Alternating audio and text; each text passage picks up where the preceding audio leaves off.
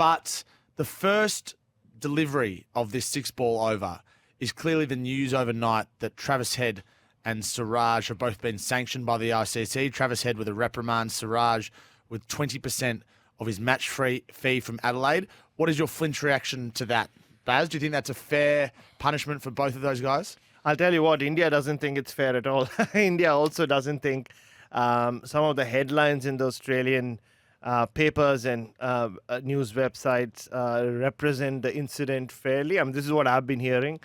So you mean India the country, India the team? The team will never give you anything official. Everything I say is off the record, as you know. Yes. But India, the country, which at times is a reflection of India, the team, and vice versa. I think a couple of headlines I saw being critiqued a lot where it said Travis Head and controversial Indian fast bowler. So they're like, hang on, what about Travis Head? He was involved as well. But anyway, the fact is that they've been fined under two different codes of conduct points. And so with Siraj, it was the article was 2.5, which is using language, actions or gestures which disparage or which could provoke an aggressive reaction from a batter upon dismissal. In other words, a send-off. And that's why he was fined. So according to that article in the Code of Conduct for players and support staff and other personnel during a test match, you do get fined. He gets 1 demerit point. It's the first time he's got that. Travis Head, though, it was more abuse of a player support personnel, umpire or match referee during an international match. So it does come with a reprimand and a fine. But so that's just, no fine. And that's just how it is. So, yeah, I mean, it will be debated. But in a way, I'm glad it's come and gone, the punishment, if you want to call it that, and we all can move on. Yeah, but what do you think of the punishment? No, I think it's fair. I mean, look, it's a question of how it started, right? And that's the chronology is what has been debated the most. Who said what first? And we saw, I mean, it was on camera, thankfully. So you can see that Siraj is the one who bowls a beautiful delivery, gets him out.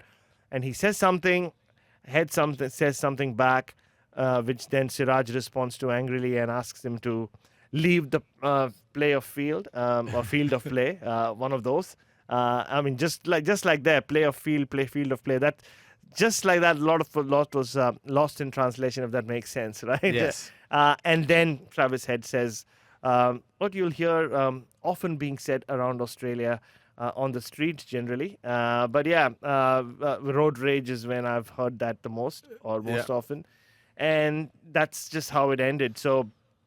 I'm not surprised. I didn't expect anything major. There were going to be no suspensions, but they will carry this demerit point for the next 24 months, though. Yeah, and that's an important point as well. 0433 98 11 16 on the 40 Wings temper text. Had to be different sanctions. Siraj initiated, Head reacted. Perfect. They got it right. Yep. 1300 736 736 is the number to give us a call. Of course, that's always open for our loyal listeners here on the new ball. You know, Baz, we love to blow things up. Not the media. I mean, the media does. But I mean, we as an industry, as a public, we love to talk about these sorts of things. But on the scale of what's been vicious and incidents of bad blood over the journey between Australia and India, this is right down the very bottom. I don't think there's actually hatred between the two teams. You might know more than me.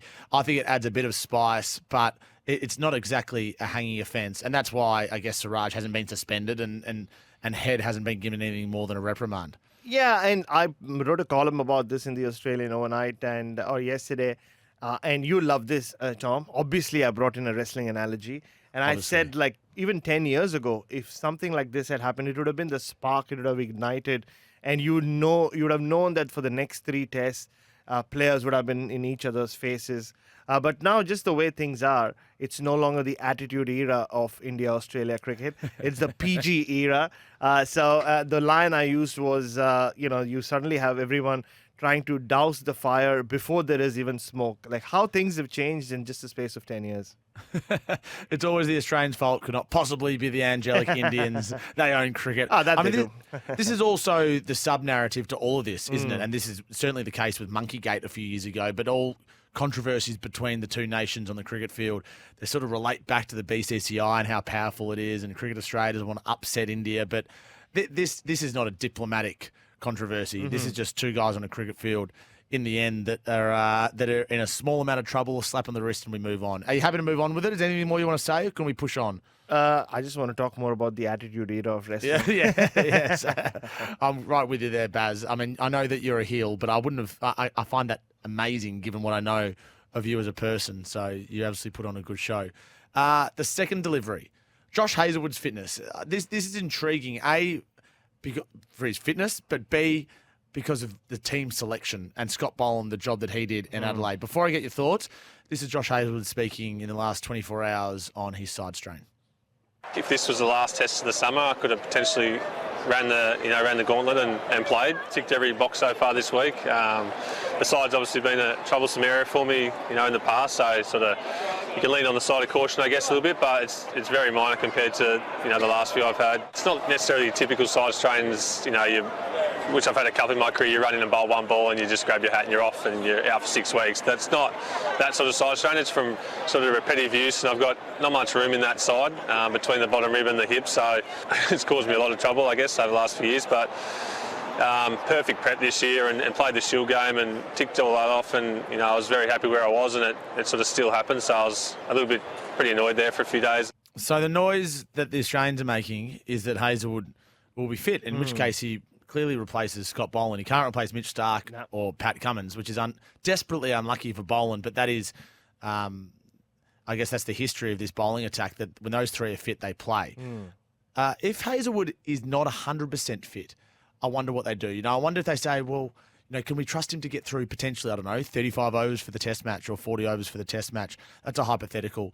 But he bowled for 20 minutes yesterday, Tom Decent told us. I don't know if you were there as well. Then had a break and then bowled for another 20 minutes after that. It's now Tuesday. They're playing on Saturday. It sounds like he's in. It does sound like he's in. And just listening to him there, it takes me back 18 months. We were at the SCG when he found out he's going to miss yet another test match. This was that difficult phase for Josh Hazlewood where his body just wasn't playing ball. And you can hear that the keenness to come back and play Test cricket again. So he doesn't want to miss any more Test matches. I mean, he missed enough during that 18-month period, home and away. I don't think, even if he's 90% fit, I'd be surprised if he doesn't just slot back in. I guess they might just wait to see what the pitch is like at the Gabba, because we've seen in the last couple of years things the pitches can be a little flat. However, the last time India played at the Gabba, or even when West Indies beat Australia at the Gabba, those were January test matches. This is a December one, so I think the pitch would be slightly more fresher than what we saw for those two test matches. And regardless, I think if Josh Hazlewood is near 100% fitness, he just plays. Tell us about the Gabba, because India won there last time and Australia lost to that used to be a fortress for Australia. Certainly when Australia was playing there at the start of the summer, it was a fortress, and I don't know whether that had something to do with it. I imagine it did. But India must be, and this leads us into our next point, India's morale and their confidence at the moment. India would still back themselves, I'd imagine, at the Gabba. The red ball is very different to a pink ball for them. Yeah, and they dominated the red ball test match, and they had those great memories, like you said, from the Gabba from 4 years ago. Most of the players who will take the field or who are part of the squad were there. Rohit Sharma was there. Jasprit Bumrah wasn't there, but that's when Mohammed Siraj really became the force he is now. I mean, he's the second in charge behind Jasprit Bumrah when it comes to the new ball attack. Without Mohammad Shami around, he took 5 wickets and that famous run chase. So they'll take a lot of confidence from there. They'll be just like in the lead up to this test match. They got a lot of reminders of the 36 all out and how poor their record is against Australia with the pink ball. Similarly, I think the narrative will change once we get to Brisbane. I mean, obviously there'll be question marks about the makeup of the Indian side, where Rohit Sharma bats. Do they make a change in the fast bowling department? Does Jadeja come in? But I think they will back themselves. I don't think, and to the Ravi Shastri's credit, our great colleague at SEN, Ravi, the great man, he did I've been obviously helping him out with his columns, and he mentioned it. He mentioned it after the first test in Perth. He said, when you have India versus Australia and the way it's been in the last 15 years or so, the team that is down always comes back and throws a counter punch. And that's exactly what Australia have done. And he will now expect, we all should expect India to do the same when we get to Brisbane. You can listen to Ravi Shastri, of course, on SEN in Brisbane and for the rest of the summer, and he has been a breath of fresh air. I was sitting in the commentary box the other day, and he came in, and you give someone like a love tap on their shoulder to say g'day. He smacked me on my back so hard, but I enjoyed it. It was great. It was great to have him in the commentary box and showing such emotion. The Indian morale is one that I'm fascinated by. Like after the first test, the narrative was around, well, is this Australian team divided or not? But India, Tom Decent was in the studio yesterday. I'm not sure if you heard this, the Sydney Morning Herald journalist, and he suggested that there was a few disagreements within the camp around whether India batted or bowl first in Adelaide. How much would this loss have stung them? Or are they just so confident and chest out that it's just another game and they'll be able to move on by Brisbane? No, I think the one man who would be feeling the pressure is Rohit Sharma. Don't forget, he came for a lot of flack when India lost to New Zealand, or were whitewashed by New Zealand over in India. And then he comes here, on a high. Jasprit Bumrah has led India to a famous win in Perth. And then, he takes a decision on his own batting position and then chooses to bat first, which again was not the wrong decision at all.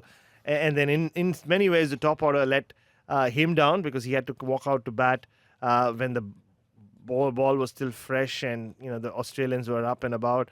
And I think he will be feeling... and something just happened just after the game, Tom. He needed to go and do the presentation ceremony, and he was mistaken for Jasprit Bumrah, or the person asking him to join the presentation referred to him as Jasprit, and you could see it on his face. It was a case of mistaken identity, but when you put it into context with what's happening with Indian cricket and how different this team looked to the one 10 days ago in Perth, the whole team felt like there was a case of mistaken identity. So I said this before the series. With Gautam Gambhir in charge and just the way things work now, very different to when Rahul Dravid and Ravi Shastri were in charge.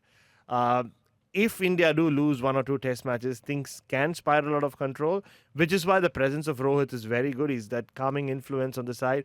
But you can only be the calming influence when you're also on top of your game. So he'll be feeling the pinch. I can't wait to see where he bats at the Gabba. I can't see suddenly them deciding to push Rahul down just because Rohit didn't make runs in Adelaide. So lots of questions to ponder. But I don't think the morale is down, wherein they feel like, we've lost a great opportunity to go 2-0 up and now we can't come back in the series. They'll still back themselves to win from here. It feels like, you've said this, that Virat Kohli could make a pair in Brisbane and a pair in the MCG and still play in Sydney. But if Rohit Sharma fails twice in Brisbane, is there a world where either he steps aside or India drops him for the MCG? Is that even a possibility? Very unlikely, unless, of course, Rohit himself decides. Rohit say he gets a shocker, gets a pair, or doesn't make more than single digits in both innings, and India lose badly. Probably, but again, Indian cricket doesn't work that it's not that straightforward. And I think world cricket itself, there are so many other forces that play a role in a player taking a decision as well. It's often not just left to his whim. So I can't see it happen, but if it does happen, the call will have to come from Rohit. I cannot suddenly see Ajit Agarkar and the selectors or Gautam Gambhir suddenly take a call on Rohit and say, no, you are dropped from the side.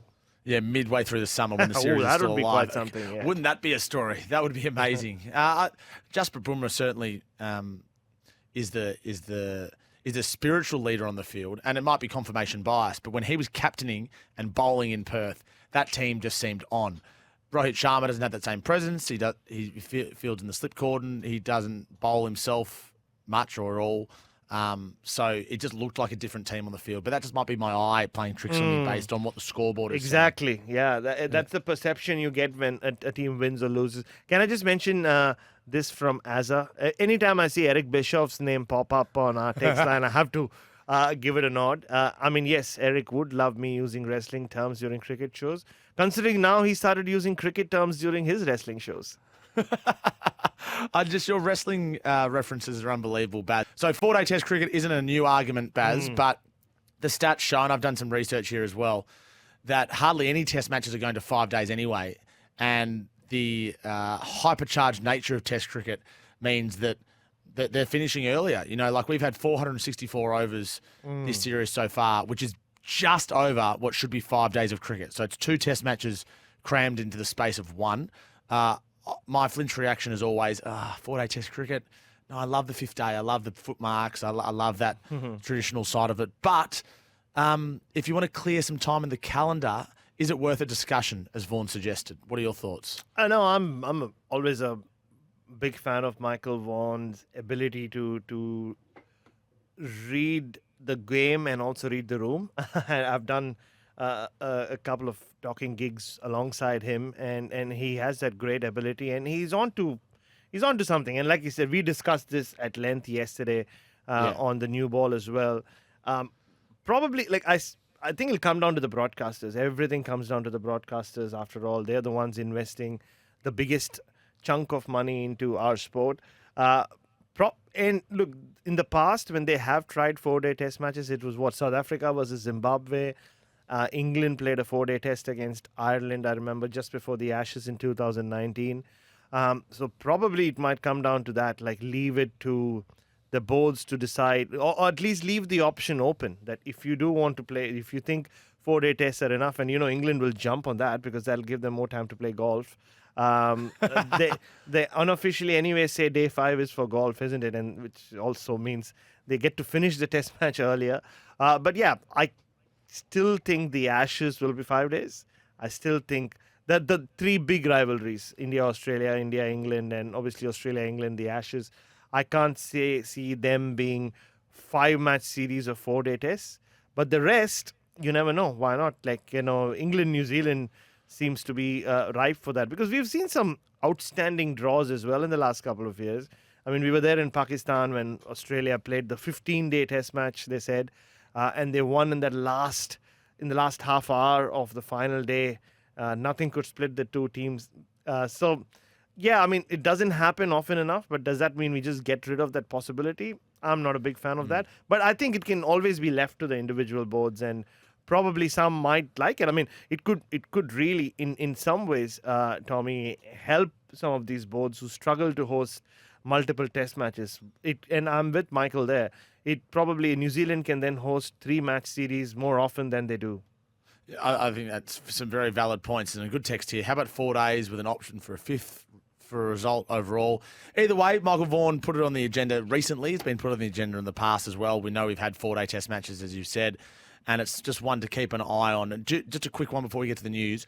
Do you think any Test matches this series, any Test matches, will go for 5 days without rain intervention, the way these two teams play? Yeah, it's a very good question. I think we'll see day 5 at the Gabba. Also because my flight on day 6 is late in the evening and I don't want to get into trouble at home. And I think the Sydney Test will go to day 5 as well.